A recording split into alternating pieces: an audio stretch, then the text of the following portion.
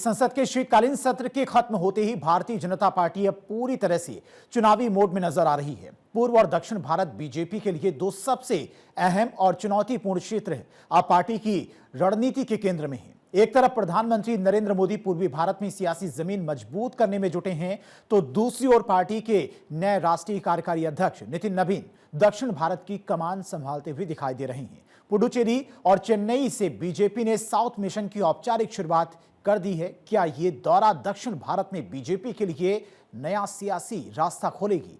देखिए रिपोर्ट में।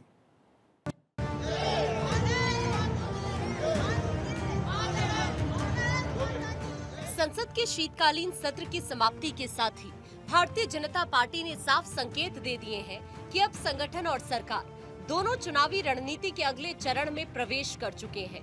बीजेपी नेतृत्व ने देश के दो ऐसे अहम क्षेत्र पूर्वी और दक्षिणी भारत, जहां अब भी निर्णायक राजनीतिक विस्तार की चुनौती है, उन्हें एक साथ फोकस में लाने की रणनीति अपनाई है। इस रणनीति के तहत प्रधानमंत्री नरेंद्र मोदी पूर्वी भारत के दौरे पर हैं, तो वहीं पार्टी के नए राष्ट्रीय कार्यकारी अध्यक्ष नितिन नबीन को दक्षिण भारत की कमान सौंपी गई है। दूसरी तरफ बीजेपी के राष्ट्रीय कार्यकारी अध्यक्ष बनने के बाद नितिन नबीन का पुडुचेरी और चेन्नई दौरा पार्टी की दक्षिण भारत रणनीति का एक अहम पड़ाव माना जा रहा है। कार्यकारी अध्यक्ष के रूप में ये उनका पहला दक्षिण दौरा है। ऐसे में संगठनात्मक समीक्षा, कैडर से सीधा संवाद और चुनावी तैयारियों का आकलन उनकी प्राथमिकताओं में शामिल है। पार्टी के भीतर नितिन नबीन को एक ऐसे संगठनात्मक नेता के तौर पर देखा जा रहा है जो फैसलों को तेजी से जमीन पर उतारने की क्षमता रखते हैं। Please clear because how happy you are coming to Puducherry, sir?